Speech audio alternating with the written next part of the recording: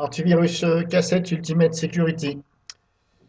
Donc bah voilà l'interface, hein. Je vous fais une petite démo rapide sur VirtualBox. Donc comme d'habitude, c'est cette fenêtre-là qu'il faut regarder et non pas celle qui est derrière. Donc voilà, l'antivirus il est comme ça. Donc cassette Ultimate Security. Ça c'est la version la plus avec le plus d'options. Donc il n'y a pas au-dessus au niveau de Windows. Alors, vous avez ici, c'est un antivirus. C'est un peu spécial. Bon, à mon goût, c'est un peu spécial. Il faut cliquer ici sur Détails pour avoir ici toutes les options de protection. Donc, ce que vous ne voulez pas, eh bien, vous le mettez, vous le basculez sur Off. Voilà. Puis ça va vous demander si vous voulez interrompre la protection pendant quelques minutes ou indéfiniment. Par exemple, si je suspends la protection ransomware, ici, je peux choisir. Alors, c'est un antivirus qui est en anglais. Malheureusement, on ne peut pas le mettre en français. Donc si vous cherchez un antivirus en français, c'est pas celui-ci que je vais vous recommander. Donc voilà, c'est ici. Hop, ici. Pour retourner, c'est ici. Les options, c'est ici. Les paramètres, tout est là. Voilà. Vous pouvez choisir ici.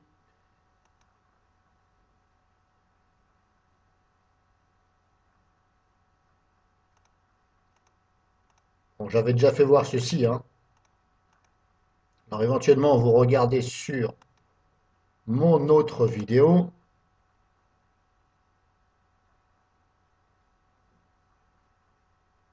que j'ai mis. Sauf que cette version-là, il y a un peu plus d'options. Alors, au niveau de la protection des données, alors apparemment c'est ici, backup. Donc, vous cliquez ici, et là on fait Setup Backup. Donc là, il y a déjà le dossier document, mais il n'y a pas le dossier photo. Alors, je ne sais pas pourquoi, alors qu'en général, ben, on protège plus le dossier photo. Bon, là, par défaut, il n'y est pas. Donc, je ne sais pas pourquoi. Bon, bref, moi, je ne vais pas prendre document, je vais ajouter un dossier. Donc, pour ajouter un dossier, c'est ici. Adjust folder for backup. Ajouter un dossier pour sauvegarder. C'est soit un dossier là, ou soit ajouter des fichiers ici. Dans mon cas, dans cette démo, je vais ajouter un dossier. Donc on clique ici, Adjust Folder. Là, il y a l'explorateur qui s'ouvre. Et je choisis mon dossier téléchargement. Voilà. Je le sélectionne. OK. Voilà. Donc j'ai bien de cocher My Document parce que je ne m'en sers pas. Ici, on laisse sur tous les fichiers. Voilà, All File. Alors, All File, ça ne veut pas dire les dossiers musique, etc. Ça veut dire le type de fichier. Ne pas confondre type de fichier et dossier. Donc là, ça veut dire tous les fichiers qui se trouvent bien entendu dans le dossier que je lui ai dit. Voilà, donc là, je l'ai fait. On clique sur suivant, next. Ici, on me demande, je veux le sauvegarder sur quoi?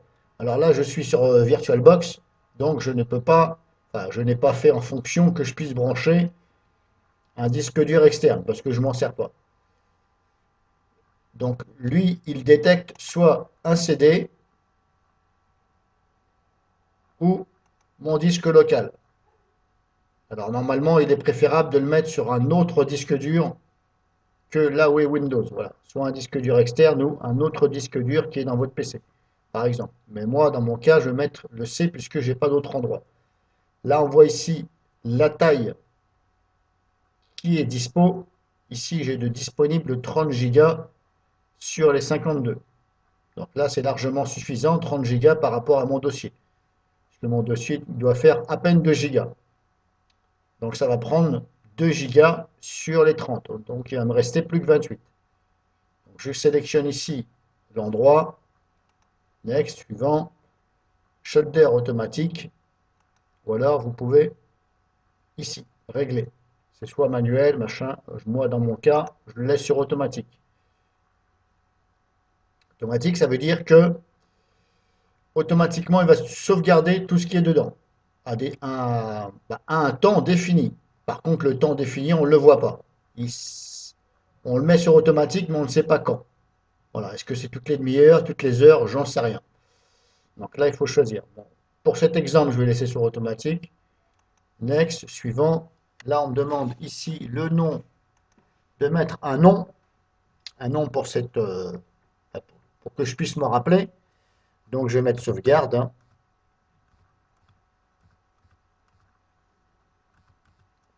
Je vais mettre sauvegarde, cassette.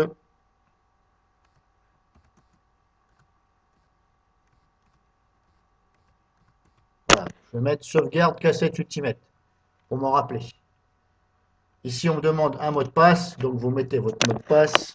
Alors, hop, je vais mettre cassette tout court, hein. Voilà, je ne vais pas m'embêter.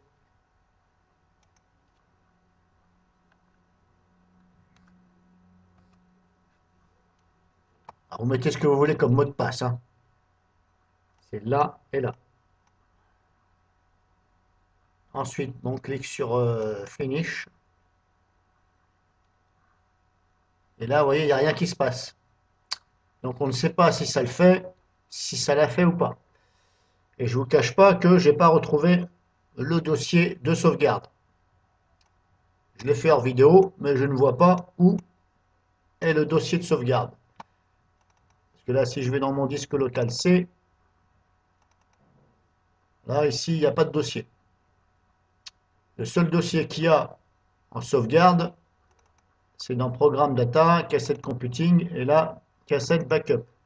Vous voyez, là, ça fait 152 KO, et là, un KO. Donc, je ne pense pas que ce soit ça. À mon avis, c'est pas ça du tout. Mais impossible de mettre la main sur le, le dossier. Alors, j'ai eu beau chercher, impossible. J'ai utilisé Agent Ransack pour trouver le dossier par rapport au nom, impossible de trouver. Bon, alors là, je ne sais pas. Qu'est-ce qui m'a fait de ce dossier? Donc là, je ne pourrais pas vous aider, puisque impossible de trouver le dossier.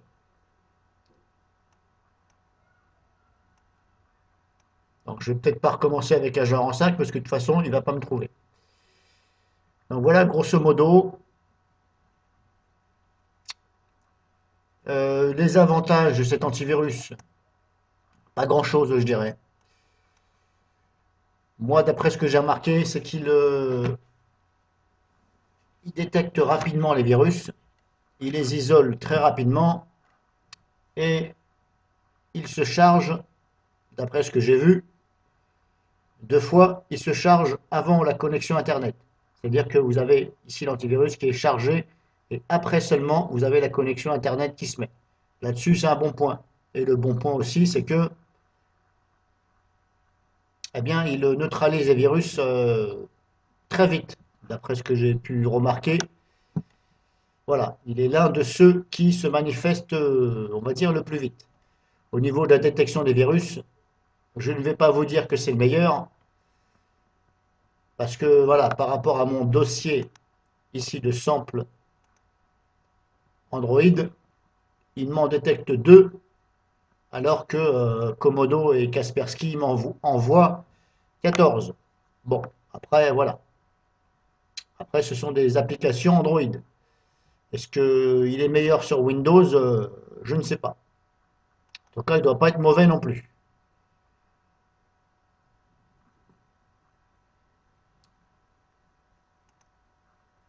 Donc, bah, c'est tout. Je voulais juste vous faire voir ça. C'était surtout pour vous faire voir ici comment ça marche le backup.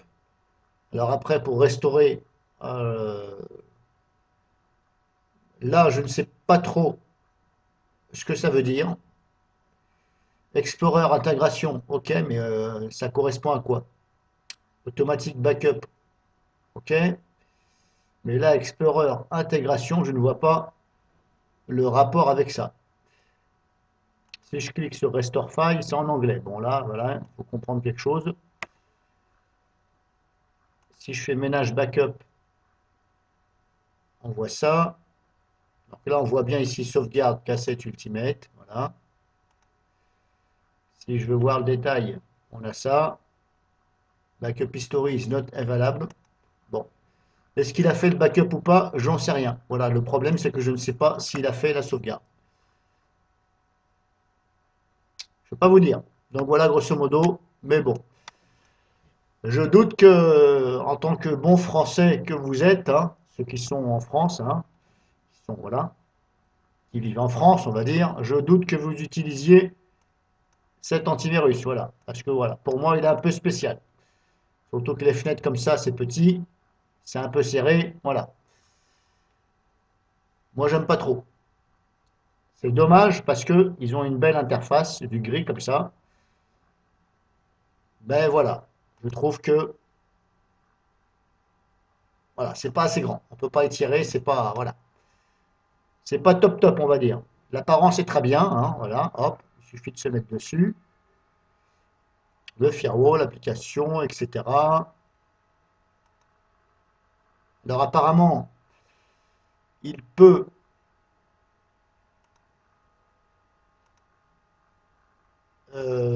voilà, il a des modes au niveau du pare-feu, il a des modes, parce qu'apparemment ici, quand je vois application, je vois ici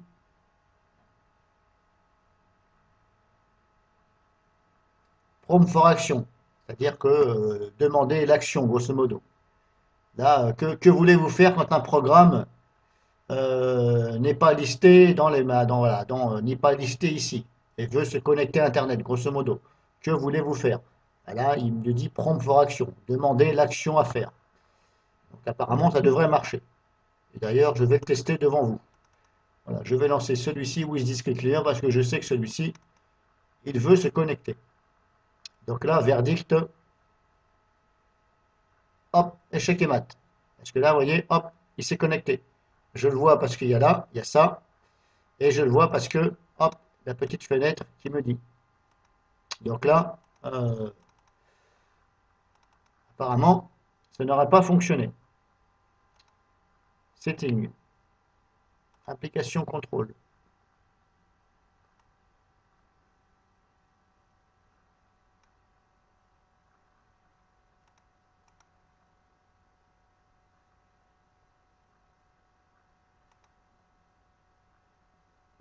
Alors, vous voyez, with disk cleaner, il est là, mais il n'y était pas avant. Là, je viens de le lancer. Donc, je viens de le lancer, et il vient de se mettre tout seul en full access. Or, c'était censé me demander. Donc, je vais l'enlever. Voilà, donc là, il n'y est plus. Et vous voyez, j'étais bien sur prompt for action.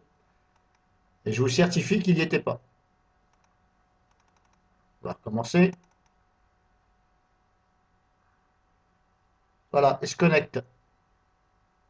Hop, voilà, ça s'est connecté ici. Et là, normalement, si je retourne,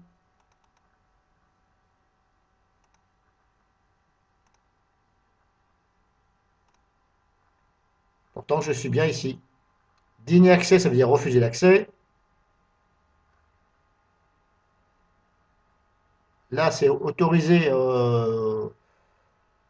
automatiquement pour 7 jours. Et là, c'est prompt for action. Il doit me demander. Mais là, vous voyez, hop, il s'est encore mis sur full access. Donc, voilà, apparemment, ça ne fonctionne pas. Donc, raison de plus, voilà. Verdict, je ne vais pas vous le recommander. Tout simplement.